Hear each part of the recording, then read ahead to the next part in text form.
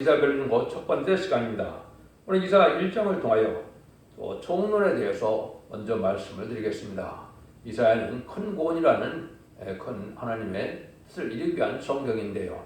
1장에서는 총론과 경고가 있는 하나님의 사랑에 대해서 말씀 변론에 대해서 원죄와 문제에 해결받는 방법에 대해서 변론해 보도록 하겠습니다. 이사야라는 뜻은 여호와는 구원이시라는 뜻인데요.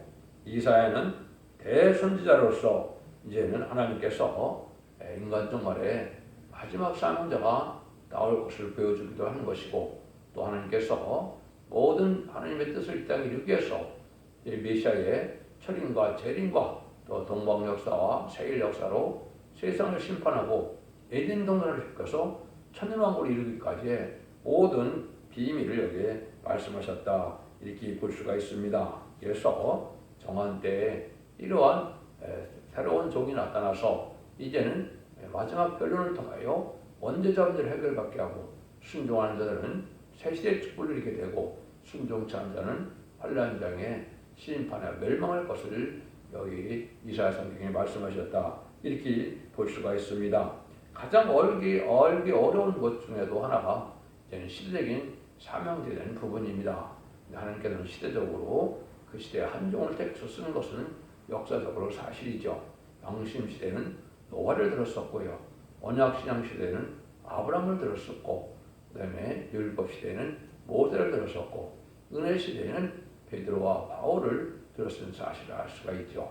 근데 환란장 심판의 시대, 재림의 시대는 이제 사도 요한의 사명의 계대자로서 이제는 두 증인이다, 이렇게 표현하셨는데, 계시록에서는 역사는 이제 성구련을 감춘 종이다, 또 동방의 고레스다, 동방의 야곱이다, 여러 가지를 표현하셨죠.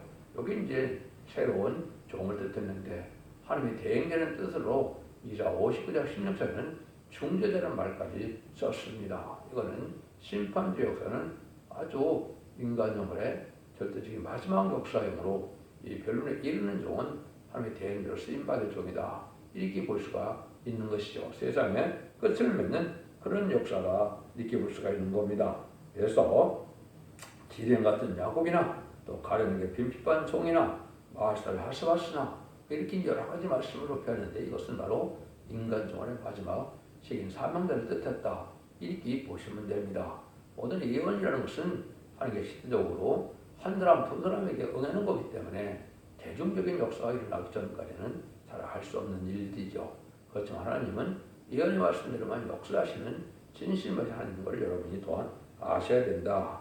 그래서 이제 여기서도 내용을 조금 분별한다면, 오실 메시아를 믿는 시대가 율법 시대고, 오실 메시아를 믿는 시대가 이제 은혜 시대고, 다시 오실 메시아를 믿는 시대가 이제는 환란장 심판기죠. 그래서 지금은 재림의 주를 믿을 그런 신앙 시대가 오는 것이다, 이렇게 볼 수가 있습니다. 이사야 전체로서는 큰 구원을 말씀하시는데, 큰 구원이라 생소하게 들리실 수도 있는데, 히브리서 2장 3절에 보면 큰 구원을 등한이라면 어찌 피하리고, 이런 말씀하셨죠. 큰 구원은 지금까지는 영혼 구원을, 또 개인 구원을, 이런 것을 일반으로 얻은 구원이라 유다서에 1장 3절에 이렇게 말씀하셨죠. 그럼 인간 정말에는 영육간의 구원으로, 이제는 가족적인 구원으로, 단체적인 구원으로, 이것은 죽지 않고 세세가고 배어성찰하는 이 구원의 역사가 할 때가 온다, 이 말이죠. 이것이 인간 종말이요, 재림의 주가 오실 때 재림을 용접할 신앙 복음을 전할 때가 바로 그 시대인데, 그것이 인간 종말에 그것을 구원, 큰 구원이라 이렇게 표현한 겁니다. 따라서 에덴 동산의 축복을 다시 누리게 되는 구원이다, 이렇게 보시면 됩니다. 그 전체적인 내용을 이제 이사야 성경에 말씀하신 것이다. 그 일들이 이제 진행되는 방법은 하나님께서는 변론을 통해서 하신다, 이렇게 말씀하시죠. 그래서 이사야 3장 13절에 보면 여호와께서 변론을 일어나시며 백성들을 심판하라고 서시도다. 하나님께서 이제 변론을 하고 심판하신다, 이 말씀이거든요. 이것이 이제 이사야 전체로 말씀하셔서 결국은 이사야 66장에서는 새하늘과 새 땅을 이루어지는 역사로 끝을 맺는다, 이렇게 볼 수가 있죠. 그래서 여러분들이 조금은 생소한 이렇게 들릴 수도 있는데 이렇게 큰 구원과 일반으로 얻은 구원을 따로 구분되어 있다. 그래서 히브리서 2장 3절을 말씀드린 것처럼 우리가 이같이 큰 구원을 등한히 여기면 어찌 피하리요. 이 큰 구원에 대해서 말씀하셨죠. 유다 성경에는 1장 3절에 사랑하는 자들아 내가 우리 일반으로 얻은 구원을 이렇게 얘기했죠. 일반으로 얻은 구원이다. 영원구원이다. 그래서 은혜 시대는 영원구원 시대고 이제는 환난 장심 하나는 영원간의 가족적인 축복의 시대다. 이렇게도 볼 수가 있는 겁니다. 그래서 이제는 거의 전체가 재림의 주가 오실 때 이제 살아서 세대가는 내용이 수 예언서의 내용입니다. 원래 예언서는 철임과 재림을 다 말씀하셨지만 철임에 대한 부분은 아주 극히 적은 부분이고 대부분은 재림에 대한 부분이 서론적에서 있는 것이 예언서의 내용이다. 이렇게 볼 수도 있습니다. 그런데 1장부터 39장까지는 이제는 옛날에 육적 이스라엘 백성들의 과거에 들어서 그때 된 일을 이제는 인간 정말의 심판 때 될 일로 다시 예언하는 것이 된 것이고요. 이제 40장부터 60장까지는 인간이 알지 못하는 묵시를 통해서 인간 정말에 있어야 될 하나님의 심판과 세실에 대한 동방 역사와 세일 역사에 대한 부분을 말씀하셨다. 이렇게 보시면 전체적으로 윤곽을 잡은 것이다. 이렇게 볼 수가 있는 겁니다. 그래서 이제 선지서 내용은 지금도 말씀드린 것처럼 예수님의 동정의 탄생과 또 성심강림, 이제는 부활 승천을 말씀하시고 재림의 주가 오실 때는 환란과 전멸의 동방 역사와 세일 역사를 통하여 세상을 심판하고 이된 문화를 회복시켜 주신다. 이것이 모든 예언서 기록의 내용이라고 보시는데 그 전체적인 내용을 말씀하신 것이 이제는 이사야 성경이다. 이렇게 볼 수가 있습니다. 그래서 전체적인 내용으로 봤을 때는 이들이 이사야 53장 10절이라고 볼 수 있죠. 여호와께서 그 상업을 받게 하시기를 원하사 질고를 담게 하셨은즉 그 영혼을 속건제물로 드리게 이르면 그 씨를 보게 되며 그날은 길 것이요 또 그의 손으로 여호와의 뜻을 성취하리로다. 그래서 하나님의 뜻을 이 땅에 이루는 것은 하나님의 정원을 이루는 것은 신성과 인성을 하신 예수님이 속건점으로 들어가시는 것, 그 분이 다 하시는 일이다. 그분만이 하나님의 뜻을 이룰 수 있는 분이다. 이게 메시아의 역사를 말씀하신 것이다. 이게 이제 중심이다 볼 수가 있겠죠. 근데 1장은 이제 경고가 있는 하나님의 사랑이다. 이렇게 볼 수가 있는데 인간 눈물의 마지막에 최종 변론적인 사랑의 변론의 경고를 하신다 이 말입니다. 이것이 인간 눈물의 마지막 한일의 천상동안에 알고가 축전을 가르는 일을 뜻했다. 이렇게 보셔도 됩니다. 그 내용은 이 변론의 내용이고 예언서 계시를 본문들 하나님 들어서 변론에 순종하면 원죄자 문제 해결해서 죽장고 세시라고 순종 차리면 환련자의 날에 죽는다. 이렇게 이제 되어 있는 것이 바로 이 1장이다. 이 1장은 어떤 다른 성경도 마찬가지지만 목록적 계시입니다. 목록적 계시라는 것은 전체적인 내용을 윤곽을 대충 말씀을 드리고 2장부터 구체적으로 이제 그 다시 말씀하시는 방법으로 성경을 쓰셨다. 이걸 아셔야 또 성을 깨닫는데 아주 중요하거든요.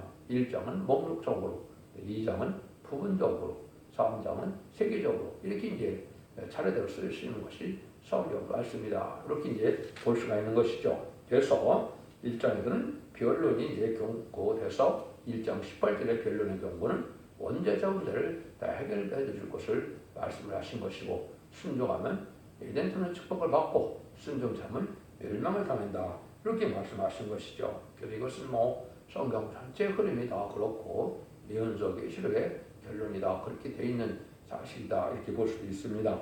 그러면 1장을 보겠습니다. 1장 1절을 보겠습니다. 유다와 호시아와 요담과 아스와 히스기야 시대에 아모스의 아들 이사야가 유다와 예루살렘에 대하여 본 이상이라. 그래서 아까 말씀드린 이사야는 대선지자로서 아주 중요한 하나님의 비밀을 다 말씀하신 이러한 유일한 선지자다. 이렇게도 볼 수 있는 것이죠. 그런데 이 이사야가 유다 왕 4대 왕에 거쳐서 쓰임 받았죠. 그런데 이것은 한국이 인간의 선지국가이기 때문에 한국에 대해서 이사야 선거를 통해서 한국에 대해 예언한 걸 보면 이제 이승만 정권으로 선지국가 세워지게 되고 이제는 박정희 정권을 비롯해서 보수 우파 정권은 물질 문명 시대가 와서 무역을 발전시키는 무역 번성 시대가 되는 그래서 건물말 시대다 이렇게 볼 수가 있는 것이죠. 자본주의 시대가 될 것을 보여줬고 또 이제는 좌파 정권을 통해서는 이제는 1997년 김대중 정권, 2002년 노무현 정권, 2017년 문재인 정권이죠. 좌파 정권을 통해서는 영국협상주의가 나타날 것을 보는 것이고 성경적으로 계시록적으로는 총학말 시대가 온다. 그래서 친중, 친북, 친공산당 정권은 심판의 대상자가 돼서 심판을 받을 수밖에 없는 악한 행동을 하는 것이기에 악한 행동을 한다. 이렇게 볼 수가 있는 겁니다. 그러면 이제 그것이 다 지나서 지금 윤석열 정권은 뭐냐? 그 악의 세력을 드러내서 심판하는 정의하는 시대다. 이렇게 볼 수가 있고 심판기를 맞이했다. 이렇게도 볼 수 있는 겁니다. 그래서 이것이 왜 한국에 대한 그런 예언이냐? 이거는 이제 조금 설명을 드리면 하나님이 예정과 작정이 그렇다 이 말입니다. 여러분들이 시편 118편 22절 23절에 보면 건축자의 뿔들이 모퉁이의 머릿돌이 되었다. 이게 하나님의 작정된 일인데 너희들 눈에는 기이하게 보인다 이 말이죠. 이걸 인간이 알지 못하니까 마태복음 21장에서 주님이 이것을 포도원 비유로 설명을 하시죠. 그래서 마태복음 21장 19절에 이제는 서리는 무화과나무를 보시고 열매가 없음을 보러 영원히 열매를 맺지 못한다고 저주를 하셨죠. 이거는 예수님이 공연히 하신 일이 아니죠. 예수님이 성경의 예언대로 메시아로 왔지만 육적 유대인이 자기를 영접하지 않을 걸 미리 아시기 때문에 유대인에 대한 저주를 내린 겁니다. 이것이 이제 재림들의 역사는 유대인들이 하지 못한다는 뜻으로 이제 마태복음 21장 33절 이하에 보면 말씀을 하셨죠. 그래서 포도원을 이제 세주고 갔는데 이 39절에 보면 그 아들까지 죽이는 일을 했죠. 종들을 때리고 죽일 뿐더러 아들까지 죽이는 역사인데 아들을 죽인 것이 바로 예수님을 십자가 못 박혀 죽인 일이 되는 것이죠. 그것이 바로 건축자의 본인들이 된 겁니다. 이사야 9장 7절에 보시면 예수님을 하나님으로 이 땅에 오셔서 다윗 왕국을 굳게 세우기 위해서 다윗 왕국을 건설하기 위해서 오셨는데 그분을 이제 십자가에 죽이는 일을 했다. 그 건축자의 본인들이다. 그래서 그 다음에는 뭐라고 합니까? 너희는 나라를 빼앗기고 열매 맺는 백성이 다시 열매를 맺는 백성이 받으리라고 했죠. 이것이 바로 이제 인간정월의 선지자인 한국을 뜻한 것이고 건축자의 본인들이 오뚜기들의 머리뿔에 대했다는 것은 심판주의 역사가 다시 시작될 걸려는 것이고 이것이 한국의 그 사명을 받은 것이다. 그래서 그거를 마태복음 24장에 3절에 보면 예수님이 인간정의 대리를 다 말씀하시고 이제는 이사야 24장 33절 34절 그때 보면 다시 무화과나무 비유를 말씀하시죠. 그래서 무화과나무가 잎이 나고 가지가 나면 인자가 물 앞에 줄 알고 너희는 머리를 들라 이렇게 말씀하시죠. 이것이 이제 이스라엘 백성들에서 한국으로 사명이 옮겨진 걸 뜻한 겁니다. 1948년 5월 14일 1800년 동안 나라가 없던 이스라엘이 갑자기 건국이 되고 또 한국을 해방시켜서 1948년 8월 15일 날 한국의 이승만 대통령으로 건국을 하게 되죠. 이윤영 목사님의 기도로 이승만 대통령 장로에 어쨌든 제의로 해서 건국이 되는 것이 사명국가 된 것이고 이때 선지국가의 사명이 한국에 왔다. 한국은 죄인들을 영접할 이제 하게 할 복음을 전할 사명자의 국가다. 이렇게 보셔야 이 성경을 전체적으로 깨달을 수가 있는 것이고 그것이 하나님의 뜻이라는 것이죠. 2절에서 4절입니다. 하늘이여 들으라 땅이여 귀를 기울이라 여호와께서 말씀하시기를 내가 자식을 양육하는 것을 그들이 나를 거역하였도다. 소는 임대를 알고 나귀는 주인의 꼴을 알건만은 이스라엘은 알지 못하고 나의 백성을 깨닫지 못하는도다 하셨다. 슬프다 범죄한 나라요 화물진 백성이요 행악의 종자요 행과 부패한 자식이로다. 그들이 여호와를 버리며 이스라엘의 거룩한 들을 나누려고 먹으려고 불려갔도다. 그래서 이거는 택함 받은 이스라엘 백성들이 과거에 하나님을 잘 섬기지 않아서 부패되고 속화돼서 바벨론에서 멸망당했죠. 물론 북이스라엘은 아수르에서 멸망당하고 남유다는 바벨론에서 멸망을 당했죠.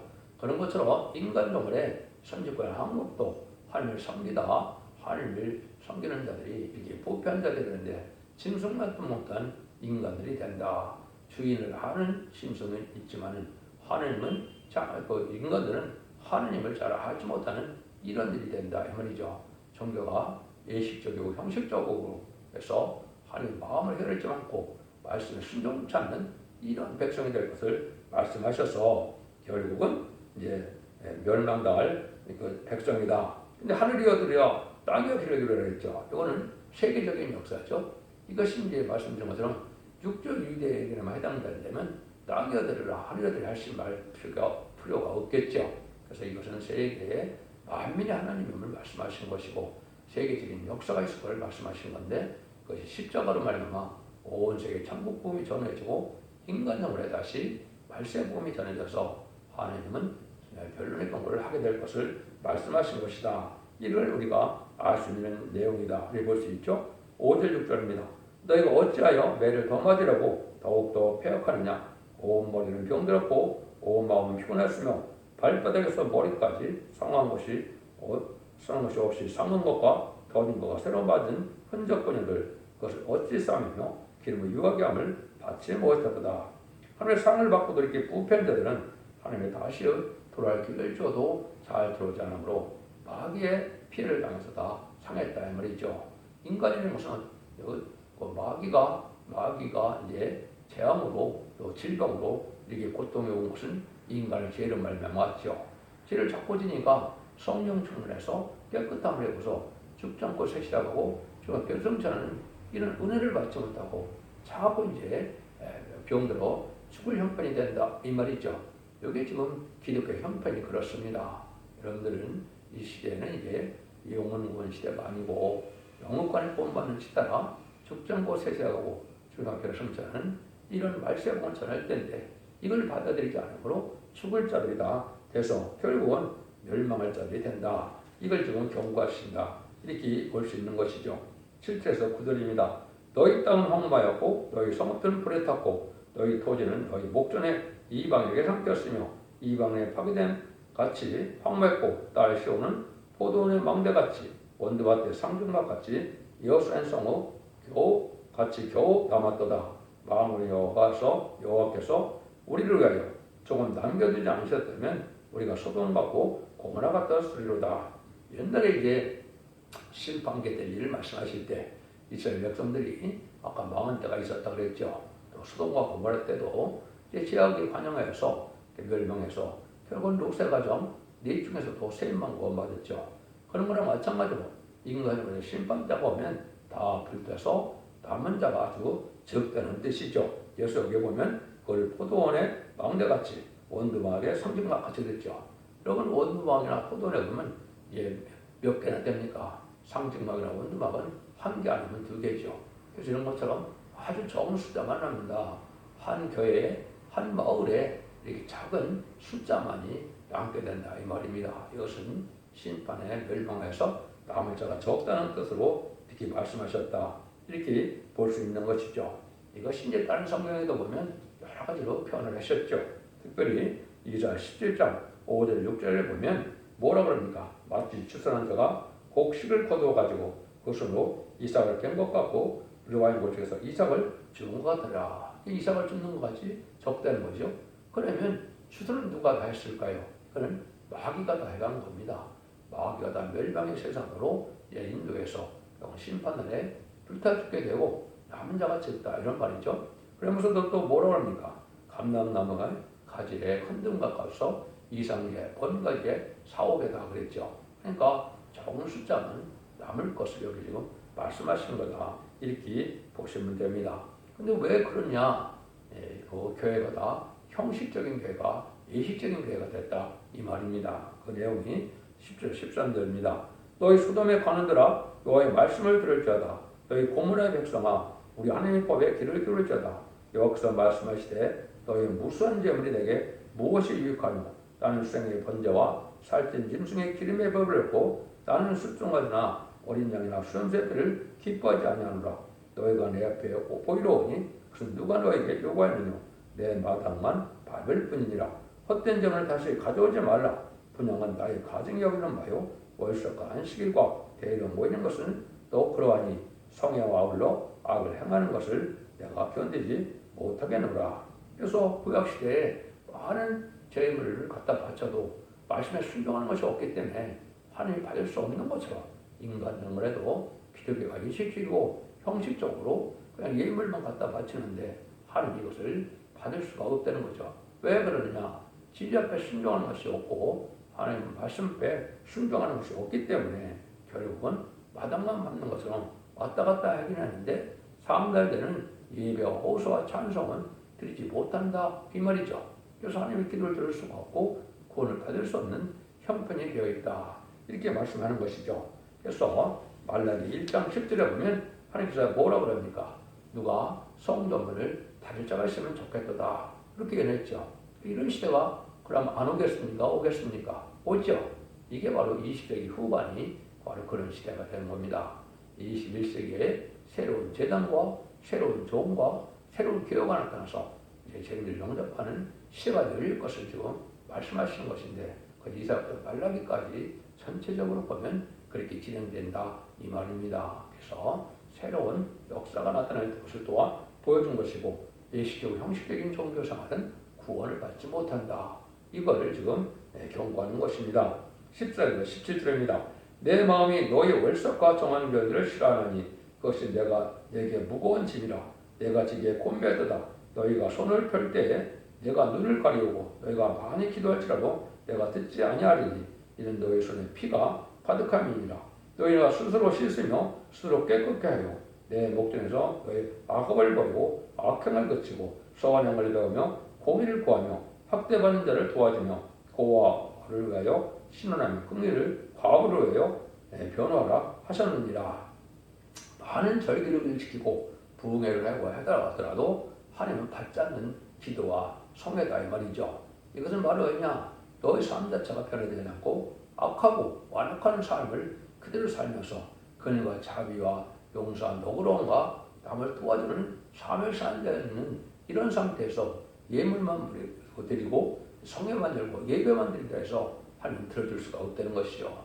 너희의 행함 자체가 악하니까 악한 자의 기도를 들을 수가 없다는 거죠. 그래서 제사함을 받으려는 것은 예수님을 발음이 돼서 제사함을 받음으로 죄와 상관없는 몸이 돼서 인격적으로 거룩하고 신령하고 깨끗한 정직한 사람들이 되어야 되는데 그런 사람들이 되지 않고 예배만 드리니까 하는 것은 받을 수가 없고 그냥 마당만 밟는 것처럼 개혁은 왔다 갔다 하는 이 말이죠.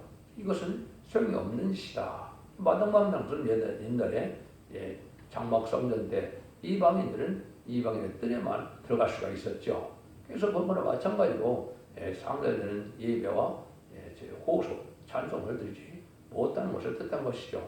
이것이 현재 부패에 속해된 교회의 모습이다. 이렇게 볼 수가 있는 겁니다. 그럼 하나님께서 이렇게 죽게 될 수가 없으니까 인간 정말이 되면은 18절처럼 18절 20절입니다. 여호와께서 말씀하시되 오라 우리가 서로 변론하자. 너희 죄가 수원 같을지라도 눈같이 해질 것이요 진홍같이 붉을지라도 양들같이 되리라. 너희가 즐겨 순종하면 땅의 아름다운 산을 먹을 것이요 너희가 거들에 배반하면 칼에 상끓이라. 여호와의 말씀이라. 하나님의 심판 때 얘는 변론을 한다. 하나님께서 하신다고 그랬죠. 이 변론의 말씀에 순종하면 너희가 여기 주홍 같은 죄가 이제 눈같이 헤어진다. 이건 원죄를 뜻했죠. 그리고 너희 죄가 진홍같이 되더라도 양들같이 되리라. 자본죄를 뜻했죠. 그래서 이 마지막 완전히 변론의 말씀이로는 첫대기의 변론을 듣고 순종하고 지켜 회개하면 원죄자분도 해결해서 죽지 않고 색시하고 죽지 않고 presumption은 복을 누리게 된다 이 말입니다. 이젠 축복을 받게 되는 것이죠. 그걸 여기서 뭐라 그래요? 너희가 이 땅의 아름다운 소선을 먹을 것이오. 이게 바로 이덴 동안의 축복, 천국의 축복을 받게 된다 이 말입니다. 근데 이 변론에 순종치 않으면 칼에 배반하여 거절하면 배반하면 칼에 상끓이라 는 환란장 심판의 날에 살아남지 못한다는 뜻이죠. 이게 이제 전산자만의 말과 축복을 가르는데 여러분들이 순종하면 이제 남은 백성이 되어 세시의 축복을 누리지만은 순종치 않으면 환란에 빠져서 짐승의 표를 받게 되고 짐승의 표를 받는다는 이제 대접장과 아마겟돈 때 전멸을 당하는 심판의 방법인데 그 전에 심판받기 전에 마지막 하나님의 변론의 경우가 있다 이 말입니다. 여러분들이 이런 말씀을 지금 전할 때가 왔음을 여러분이 아셔야 된다 이 말입니다. 하나님께서 이러한 성읍들 다시 이제 회복시킬 걸 얘기한 것이죠. 21절에서 27절입니다. 신실한 성읍이 어찌하여 창기가 되었는고 공평이 거기에 충만하였고 의리가 그 가운데 거했었더니 이제는 자녀들 뿐이었도다. 네 은은 tik기가 되었고 너희 포도주에는 불이 섞였도다.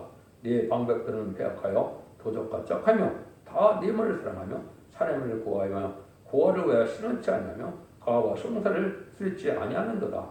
그러므로 주 만군의 여호와 이스라엘 전능자가 말씀하시되 슬프다. 내가 장차 내 대적에게 보응하여 내 마음을 편케 하겠고 내 번색에 보수하겠으며 내가 나의 손을 들어 네게 돌려 너의 찢기를 온전히 정결하게 하며 너의 혼잡들을 다 지어버리고 내가 너의 사사들을 처음과 같이 너의 모사들을 불려같이 회복할 것이다.